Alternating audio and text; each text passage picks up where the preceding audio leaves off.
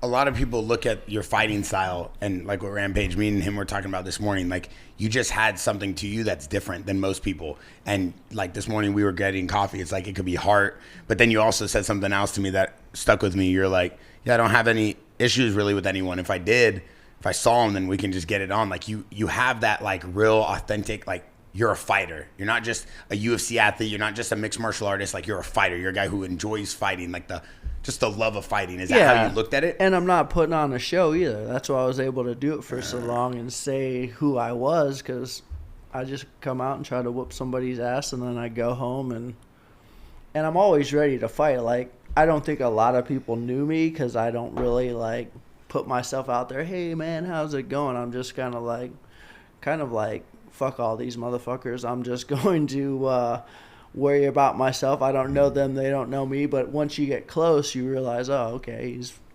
normal, he's not gonna freaking bite me, but, but it was just part of like what I was doing. I'm like, I don't know these guys, they don't know me, and I'm just going back to the gym and training. See, back in the day, I feel like in his era and my era, we was more like real fighters, and no disrespect to anybody, because I respect all my comrades, but a lot of the new fighters, I've said this before, they grew up as fans of the UFC. Yeah. You wasn't really watching it that much. No, I wouldn't watch it very much, especially once I got into it. I would watch, obviously, I'd watch all the Pride shows because to me that was like real fighting. That was that was freaking brutal. It was a freaking show. I would have watched a lot of boxing, but it was just, I lived it every day. So I was just kind of like doing my thing.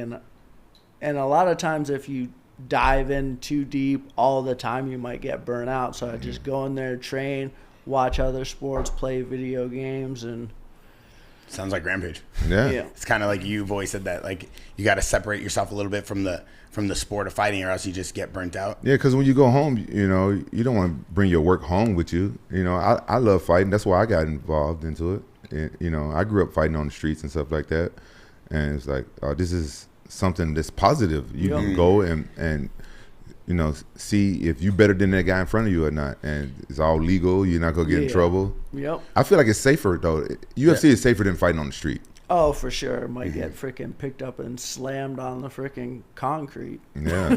Somebody can have a weapon. Yeah, friends can jump in. I like how you say, like, not to bring your work home with you. Does it affect you, like, when you date these women fighters and then you take them home? Is that what you meant? Like, What do you mean? What do you mean? I've never once dated a woman fighter. I want to. I don't. Are you married? I am married. Oh, you're married. Yeah. I want to date.